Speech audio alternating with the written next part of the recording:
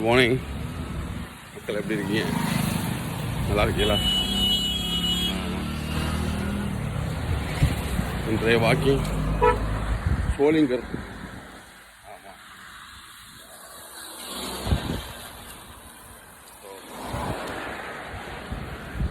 காலைல எதிர்த்து எல்லோரும் கொஞ்ச நேரம் நடக்கிறது மிக மிக அவசியம்.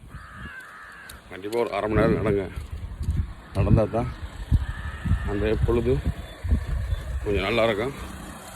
நீங்களும் ஒரு ஆரோக்கியத்துக்கு வழிவகுக்கும். ஸோ அதனால்